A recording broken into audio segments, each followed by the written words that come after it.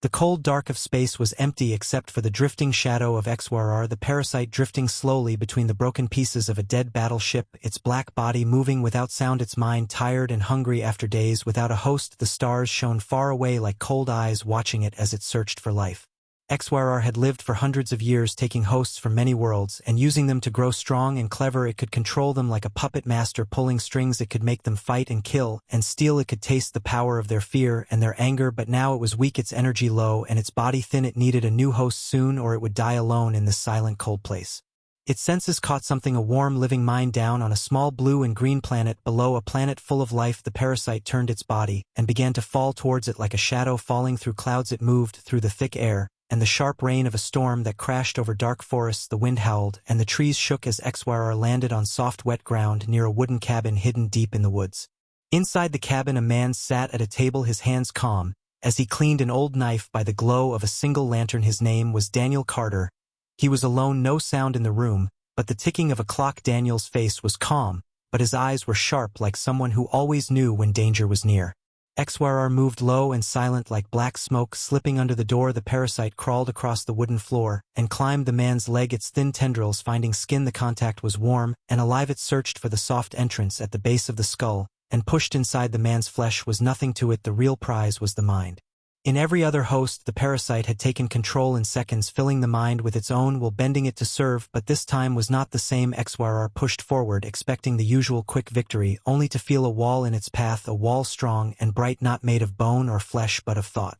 Daniel's voice spoke in the dark inside his own mind, calm and slow and heavy with meaning. You picked the wrong man. The words were like cold steel. They cut into the parasite's mind and made it pause. HFY had never heard a host speak to it like this, not without fear. The parasite pushed again, slamming into the wall of Daniel's mind. It tried to wrap around his thoughts, to twist them, to break them, but the human fought back with a force that felt almost alien. The air in the mind was sharp and burning like fire. Images came from Daniel's memories, but HFY was not the one showing them. Daniel forced them forward, a room with white walls and cold metal tables, men in black uniforms, voices giving orders. A younger Daniel sitting in a chair with wires and strange machines connected to his headlights flashing as loud sounds shook the room. Pain shot through HFY, not its host's pain, but its own pain. It had never felt such force in a mind before. Every step deeper into Daniel's mind felt like walking into a storm of blades. The parasite hissed in the darkness of thought, but could not turn back. It was trapped now inside the human's body. Daniel's voice came again, slow and heavy. You came here to take control, but now you will stay here, and you will listen, and you will obey. There was no fear in him, no weakness, only a steady fire that burned hotter each time HFY tried to push forward. The parasite thought of pulling out, leaving this body and finding another host, but it could feel the grip of the human mind holding it like a hand around its throat. Daniel would not let it leave, even if it wanted to. The parasite had walked into a trap it could not see, and now the trap had closed around it. Rain slammed against the cabin walls outside. The thunder rolled over the forest. The lantern light flickered across Daniel's face. His eyes stared forward, but his mind was locked with the thing inside him, both of them pushing and pulling in the dark. The human was strong, but the parasite had lived through wars and storms of fire. It would not give up so easily. Still, the truth began to form in its thoughts, a truth it had never known before. This was not a simple host. This was something else, something dangerous. The human mind was not only fighting, it was studying it, learning its shape, its strength, its weakness. Daniel was hunting it from the inside, and the thought filled HFY with a strange cold feeling it had never known before. It was fear. Daniel's hand slowly closed the knife and placed it on the table. His voice in the mind was soft but sharp as glass. Now we will see who controls who. In the storm outside screamed louder, as if the sky itself knew that a battle had begun inside one man's head, a battle that would decide which mind would live and which mind would break. The storm outside did not end. Its voice was deep and heavy, shaking the wooden cabin with each roll of thunder, while inside the mind of Daniel Carter another storm was rising, one without wind or rain, one made of thoughts and will and power. As HFY the parasite clawed and pushed, trying to take what it believed was already its. In other hosts the work was easy, a moment of confusion in the victim's mind, a quick strike into their memories, and then silence as their will faded and the parasite became the only voice left. But this time every strike met with resistance, like trying to cut through iron. Daniel's mind was not soft or weak, it was sharp like glass and just as dangerous to touch. HFY tried many shapes in the dark, twisting into shadows and fears, trying to frighten the human into letting go. It showed teeth dripping with blood, it showed fire swallowing cities, it showed black skies filled with falling ash, but Daniel only watched, his voice slow and calm inside the shared space, saying, "These are just pictures. You think they will scare me, but I have seen worse. The parasite hissed like an angry wind. It tried another way, pressing against Daniel's memories to take control of his body through feeling and sensation, but every time it touched a memory the human pulled it away, replacing it with something else. Flashes of training rooms where voices barked orders, where men and women stood still for hours without blinking, learning to close their minds and guard their thoughts. Drills that lasted days where pain was constant. But fear was not allowed to grow. Because fear was weakness and weakness was death. XYRR began to understand that this man had been shaped for war, but not the kind of war with bullets and ships. This was the war of minds, the war the parasite thought only it could win. Daniel's eyes in the waking world stayed half closed, the knife still resting on the table, the lantern light still glowing over his face, his breathing slow, as if he were only resting. But inside the battle raged, each side trying to push the other down into silence. "You think you are the first voice to try and live inside my head," Daniel said. "Without anger you are not. There were others before you and they failed like you will fail." The parasite ignored the words and searched for any weak spot, a crack in the human mind, but found none. Instead it felt something else, something moving toward it. Daniel was not only defending, he was pressing forward. He was reaching into the parasite's own thoughts. "No," the parasite cried inside the dark. It tried to shut its own mind, but the human's will was like a flood, pushing past walls, flowing through locked doors. The memories XYRR had guarded for centuries began to surface unasked. The vision of a black world lit by red lightning filled the space, mountains that breathed smoke and rivers that moved like living things. The sky was always dark, filled with the shapes of other parasites, fighting each other, tearing into each other for hosts and for power. There was no peace, no home, only the endless hunt. Daniel saw it all. He walked through the parasite's memories like a soldier moving through enemy ground. His voice inside was quiet but sharp. "So this is where you come from, and this is why you fear me. You have never fought something that does not run away."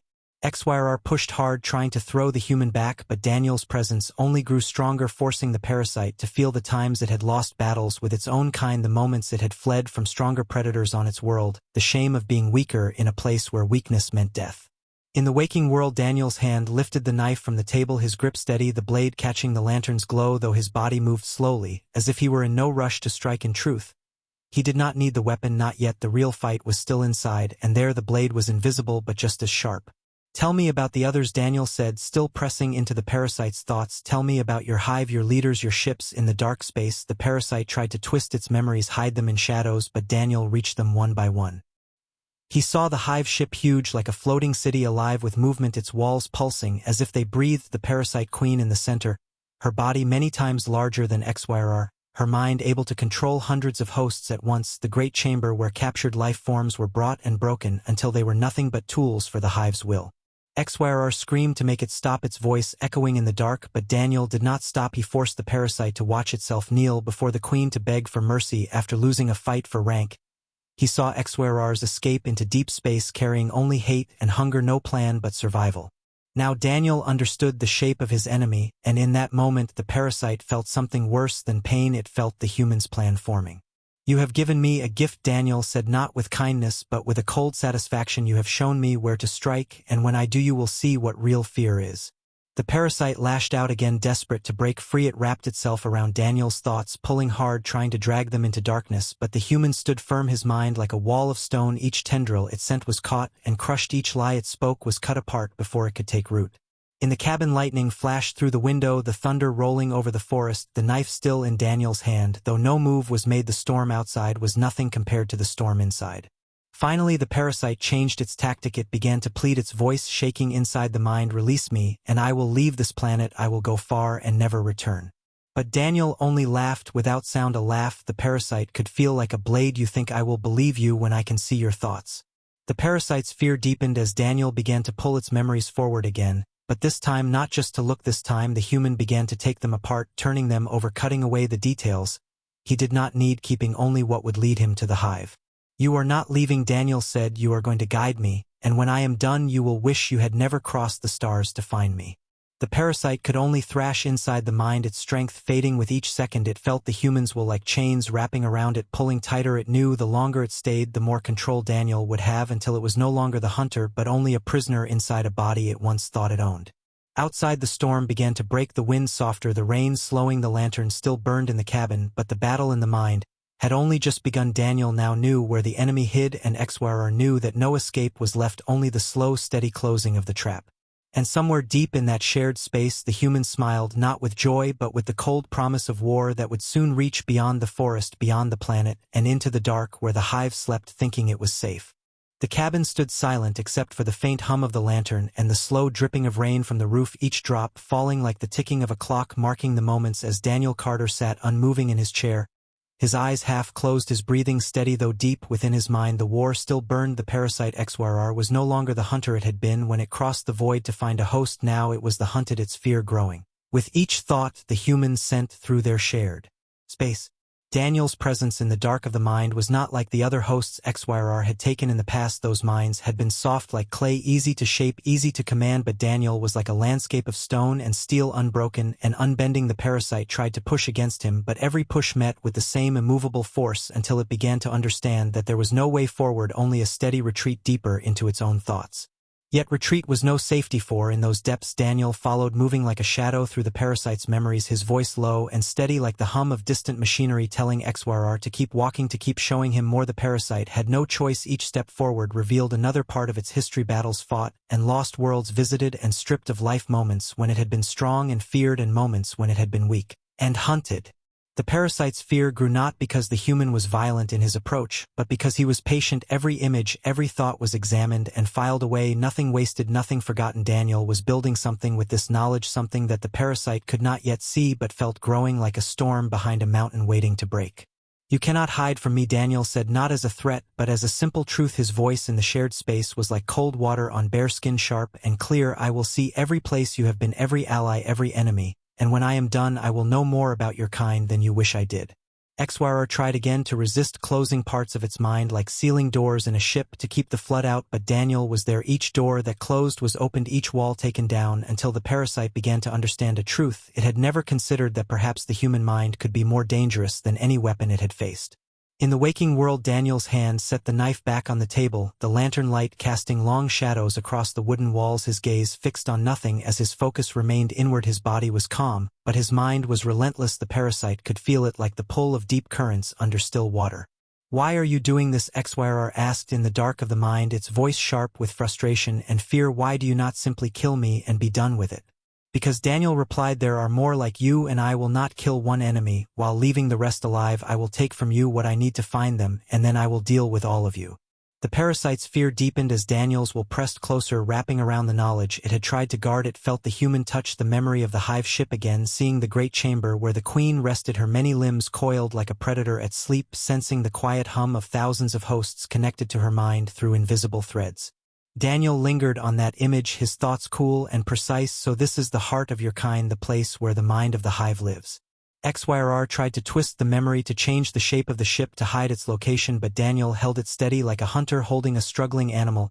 He examined the view from the parasite's own eyes, noting the shape of the stars outside the great windows, the pattern of light on the queen's body, the faint sound of engines far below, all the details that would let him find the hive again, even without the parasite's help.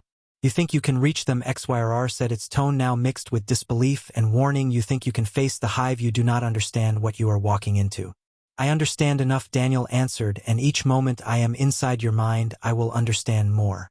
The parasite shifted in the dark, trying to escape into the deeper parts of its thoughts, but found Daniel always there waiting. It felt as though the human was learning not just about the hive, but about the way the parasite itself thought, the patterns of its fear, the triggers that made it act without control. It realized with growing dread that Daniel was not just collecting facts, he was learning how to break it.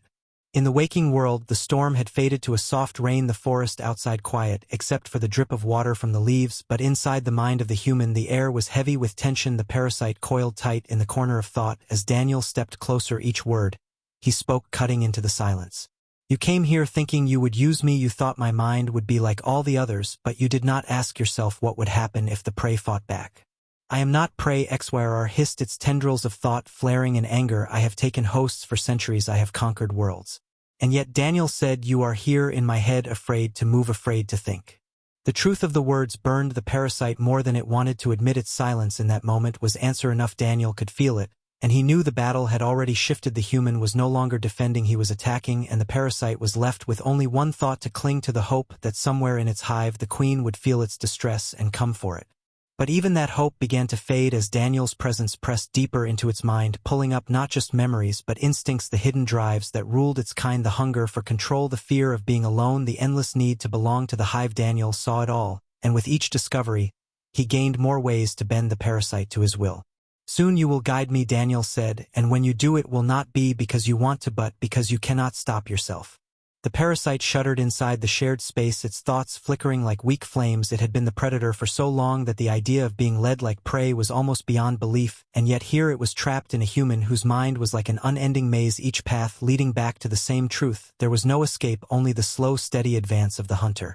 Outside, the rain slowed even more. The lantern inside the cabin flickered as the oil ran low, shadows stretching and swaying on the walls. Daniel did not move, his body still, as if in sleep, but in the hidden battlefield of thought. He was already preparing the next strike, and the parasite knew that whatever came next would not be in its favor. The night outside the cabin had gone still, the storm a fading memory, leaving only the sound of dripping water in the forest. The lantern inside burned low, casting a dim golden light across Daniel Carter's face.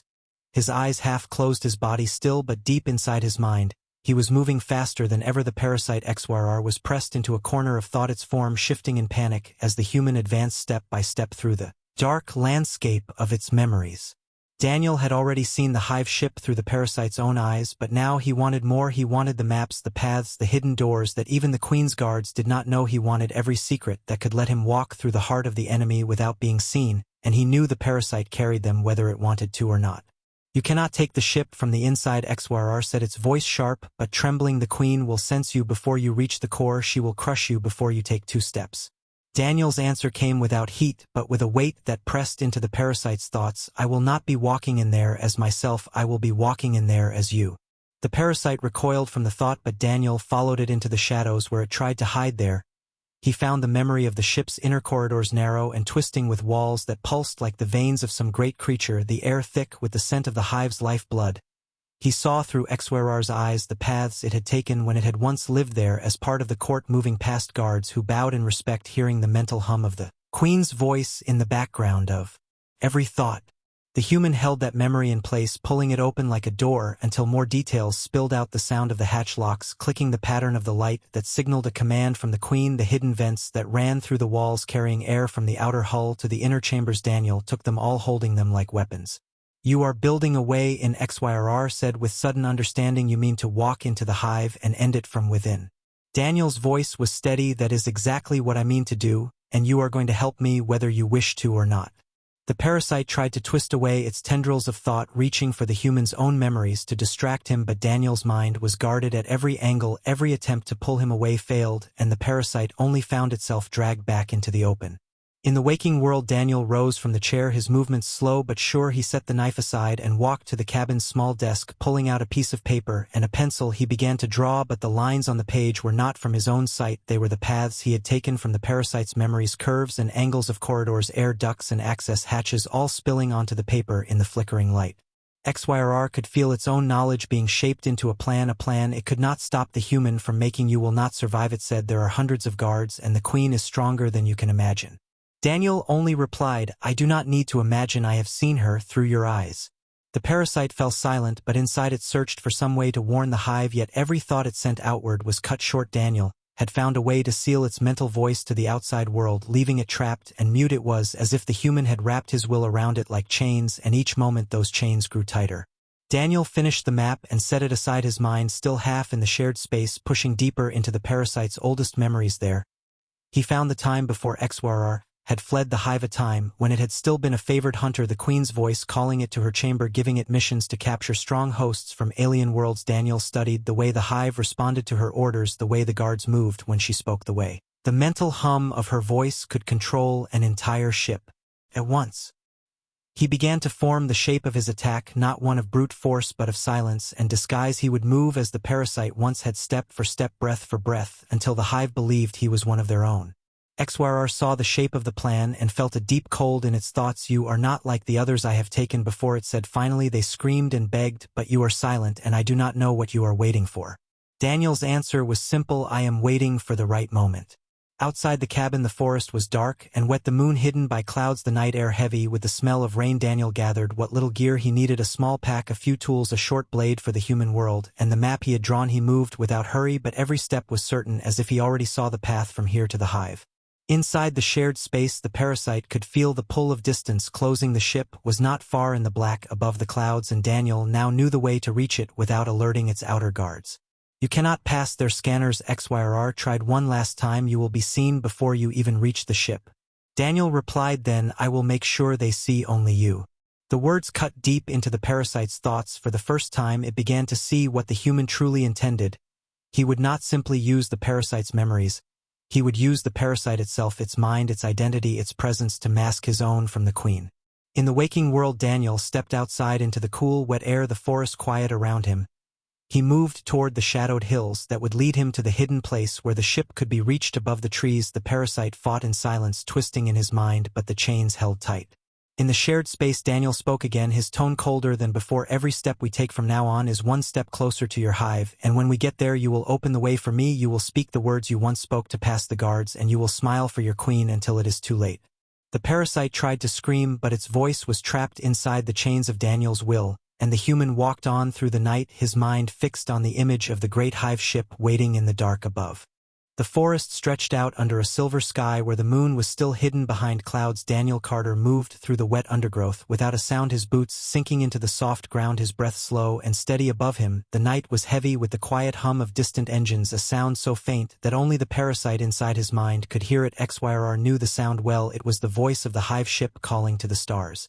Daniel stopped at the edge of a wide clearing where the grass was bent low, as if something massive had passed overhead. The air here carried a strange taste like metal and burning oil. He knelt, touching the soil, feeling the faint vibration of power running under it. Then he looked upward through the gaps in the clouds. He saw it, a shadow against the deeper black of space, the hive ship vast and alive, its surface moving with slow pulses of light. You cannot reach it without being taken, HFY whispered inside the shared space, and if they take you they will take me too. That is the plan, Daniel replied, his voice cold and sure. He moved to the center of the clearing and waited. The parasite could feel his thoughts like a steady current. No fear, no doubt, only the path ahead. In the distance, a low rumble began to grow, the hum of the engines deepening as a smaller vessel detached from the great ship above it slipped through the clouds, its surface black and slick like the skin of some deep-sea creature, lights moving along its length in patterns that only the hive could understand. The vessel came down without sound, its lower hatch opening to the ground. Daniel did not move as beams of pale green light swept over him. The parasite felt them touch its own mind, and in that instant it understood the truth. The scanners did not see Daniel at all. They saw only HFY, the host identity, hidden behind the parasite's presence, exactly as the human had promised. A voice filled the shared space, not Daniel's and not HFY's, but the sharp, clipped tone of a hive guard. Your presence is unexpected, Hunter. HFY, why do you return without a host for the queen? Daniel allowed the parasite to answer, but his will was wrapped tight around its words, controlling each syllable. I have brought something more valuable than a simple host. The guard's mind was silent for a moment, then the vessel's hatch opened wider, an invitation. Daniel stepped forward, the floor beneath him warm and pulsing, faint vibrations moving through it like the slow heartbeat of a great animal. The hatch closed behind him, and the hum of the engines grew louder as the vessel lifted away from the clearing back into the sky. HFY's panic rose as the walls of the vessel shifted slightly, alive with the movement of organic panels. Guards stood along the edges, their bodies tall and thin, their limbs jointed in strange places, their eyes like pools of black glass. Each one carried the mental hum of the queen in the back of their thoughts. The journey to the hive ship was short, the shadow of the great vessel growing until it filled the sky above. The smaller craft slid into an opening along the underside of the hull, the darkness inside swallowing them whole. Daniel felt the shift as the craft connected to the docking chamber. The hatch opened and the smell of the hive hit him thick and heavy like damp earth and old metal. They walked through a corridor that seemed to breathe, the walls slick with a faint shine. Daniel kept his steps measured, matching the pace from HFY's memories, his face calm, his mind hidden behind the parasite's identity. In the shared space, the parasite hissed, you cannot keep this up forever, the queen will sense you. Then we had better move fast, Daniel replied. They passed more guards, each one nodding in recognition of HFY's form. None of them looking at the human beneath. Daniel's hand brushed the wall once, feeling the faint pulse of energy running through it like veins carrying blood. He kept count of turns and passages, every detail stored for later. At last they reached a chamber with a high arched ceiling. The air here was warmer, the light dim and red. At the far end a massive doorway stood, guarded by two of the largest hive soldiers. Daniel had seen, yet their bodies armored in plates that grew from their own flesh, their eyes fixed on him. "State your purpose," one of them said, its voice a deep echo inside the mind. Daniel let HFY speak again. "My purpose is for the Queen alone." The guards moved aside, the great doorway sliding open, not with machines but with muscle and sinew pulling back to reveal the chamber beyond, the Queen's chamber, the heart of the hive. The space was vast, the walls rising high into darkness, the floor a living surface that shifted under each step. At the center, on a raised platform, lay the Queen, her body enormous, her many limbs coiled around her, her eyes half closed but glowing faintly with the light of thought. Daniel felt the weight of her mind, the pressure of her presence. Even without speaking, she touched the thoughts of all in the room, a slow, deep current that could pull anything into its depths. He let the parasite's identity rise to the front of her perception, hiding his own presence in the folds of HFY's mind. "Hunter HFY," the Queen's voice was like the sound of mountains moving. "Why do you return empty of prey?" Daniel's grip on the parasite's will tightened, forcing it to answer with the words he had chosen. "I return with knowledge that will bring you prey beyond counting." The Queen's eyes narrowed, the light in them shifting. "Show me." Daniel took one step closer, the parasite twisting in his mind, screaming for him to stop, but the human pressed forward inside the shared space. He whispered to HFY, "Smile for her, she will never see it coming." The Queen's great head lowered, her gaze heavy and cold, as the living floor beneath Daniel's feet began to shift, drawing him closer to her platform. The parasite's memories told him that no one who stood here without the Queen's blessing ever left again alive, but Daniel's mind was calm, each movement measured, each thought in place. In that moment he saw the shape of the hive from the inside, the positions of the guards, the slow rhythm of the Queen's focus as it moved across the chamber. He began to mark the points where he could strike when the time came, and in the deep shadows of his thoughts, he began to set the trap that would turn this living ship into a tomb for its own ruler. The Queen leaned closer, her voice deep enough to shake the air. "Then speak, Hunter, what is this gift you bring?" Daniel's answer came not aloud, but in the silent cold of his own mind, to HFY first, then through the parasite's mouth. "For the Queen I bring you a path to the greatest hunt you will ever know." The Queen's many eyes narrowed as Daniel stood before her, the air between them heavy with the pulse of her thoughts. The parasite inside his mind trembled under her focus, but Daniel kept his own mind hidden beneath layers of HFY's identity. The living floor shifted beneath his boots, drawing him closer until he stood at the very edge of the platform, where the Queen's limbs coiled like serpents in the dark. "Tell me the hunt you offer," the Queen said, her voice a deep vibration that echoed through the walls and into the bones of every guard in the room. Daniel let the parasite's voice answer, but each word was shaped by his will. "I have found a cluster of human colonies, unshielded, unprepared, rich with resources and ripe for the hive." The Queen's gaze did not move, her mind brushed against his, testing the truth of his words. She felt the parasite's memories of battle, of human cities burning, of voices crying out in the night, and she fed on those visions, but beneath them Daniel had planted something else, a seed of doubt, hidden in flashes of false memory, a suggestion that one of her rival hive lords had already learned of this bounty and was moving to take it. The Queen's eyes glowed brighter, her limbs shifting slowly, a ripple of unease running through the chamber. She turned her gaze to the guards. "Send word to the vanguard, they will move to claim these worlds before our rivals do." The order spread like fire through the minds of the hive, each guard catching the thought and passing it along. The mental web thrummed with sudden urgency. Daniel could feel the ripples spreading outward through the corridors of the great ship to the smaller vessels and the soldiers waiting in the dark beyond. He stepped back, letting the parasite carry him into the current of movement, the guards escorting him away from the Queen's platform. But in the shared space of the mind, he whispered to HFY, "Now watch closely. This is how you break a hive without firing a shot." The corridors outside the chamber were alive with motion, drones moving along the walls carrying organic weapons, warriors marching in tight formation, the hum of engines deepening as the vanguard ships prepared to launch. Daniel kept moving, counting the rhythm of the steps around him, marking the way back to the docking chamber he had entered from. In the shared space, HFY hissed, "Your lie will not last. Once they reach the colonies and find nothing, the Queen will know you have deceived her. That is when it will be too late," Daniel replied, "because by then she will have already torn her hive apart to be the first there." They entered a narrow hall lit by veins of faint blue light. Here the walls were thinner, the hum of the hive ship's inner systems louder. Daniel brushed a hand against the surface, feeling the beat of power flowing beneath it like a current in deep water. He found the junction point he had marked earlier, and let his fingers press into the living surface. The parasite inside him recoiled at the sensation. "What are you doing?" HFY demanded. "Setting the fuse," Daniel answered in silence. His touch sent a small surge of thought into the wall, not his own but one copied from the guards who had touched him earlier. A fragment of the Queen's command repeated and twisted into a new shape. The signal slipped into the veins of the hive unnoticed, carrying a message that the rival hive lord had already breached the outer hangar. The effect was immediate. The soldiers nearest them froze, their eyes flaring as the false message hit them. Then they broke away, racing toward the hangar, their urgency spilling into the minds of others. The ripple became a wave, spreading faster than the Queen's own orders. Confusion bloomed across the hive network. Daniel moved with the tide of soldiers, keeping his head down, letting the parasite shield his true mind from the swarm of thoughts. They passed corridors where warriors turned against each other in panic, convinced that infiltrators had already breached their walls. The hum of the engines shifted again as multiple vanguard ships began launching without formation. "The hive is splintering," HFY said, his voice low with something close to awe. "Not splintering yet," Daniel replied, "but it will soon." They reached a wide chamber where the floor dropped into a deep pit, at the center of which stood a great organic spire, the neural core of the hive ship, its surface a mass of twisting fibers and glowing nodes. Here the Queen's thoughts were strongest, flowing through every thread of the ship like blood through veins. Daniel knew from the parasite's memories that if the core faltered even for a moment, the hive would fall into chaos. Two guards stood watch at the edge of the pit, their minds fixed on the Queen's will. Daniel let his stance shift slightly, his voice in HFY's tone firm and sharp. "The Queen commands you to move to the hangar defense now." They hesitated for a heartbeat, then the wave of false urgency in the hive's network reached them, and they ran, leaving the pit unguarded. Daniel stepped forward and placed his palm against the railing, feeling the thrum of the core below. HFY's fear surged inside him. "You cannot strike the core, the Queen will know." "I am not here to destroy it," Daniel whispered. "I am here to let the hive destroy itself."